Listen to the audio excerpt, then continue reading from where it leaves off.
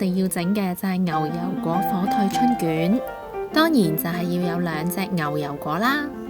我哋一般買返嚟嘅牛油果呢，如果太生呢，記得要放到夠熟先可以食。點樣可以判斷佢係食得呢？就係要輕輕撳下隻牛油果係咪夠腍。有一個小提示俾大家，如果你買咗個比較生嘅牛油果返嚟，將佢放喺堆蘋果入邊，係會快熟好多嘅。我哋第一樣要做嘅就係剝咗牛油果啲皮先。我會用呢款壓泥器呢，去將牛油果整成蓉。呢個工具呢，喺12蚊店呢就可以買到噶啦。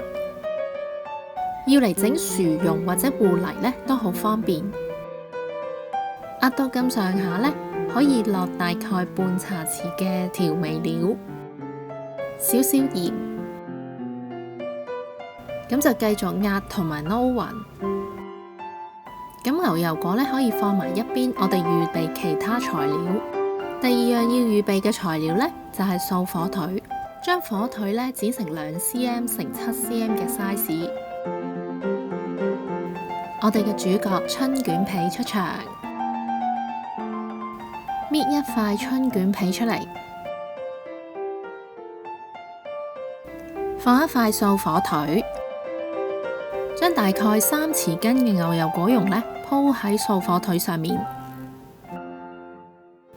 折起一隻角，然後捲一下，左邊嘅角再覆過嚟，然後右邊嘅角呢再覆過嚟中間，然後再捲一下，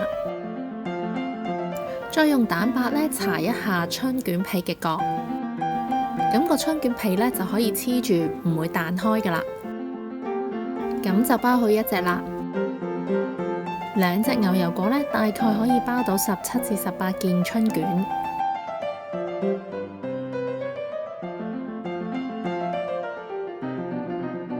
搞掂，可以預備拎去炸啦。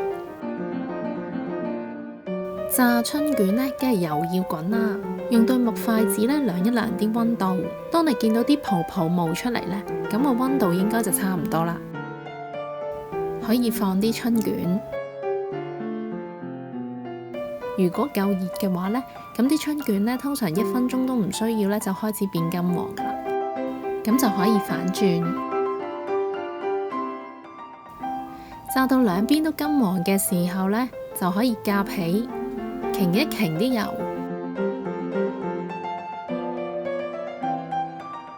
好好味嘅牛油果春卷就完成啦。材料真係非常簡單。如果有任何問題或者想同我分享，非常歡迎大家留言俾我，一齊研究下。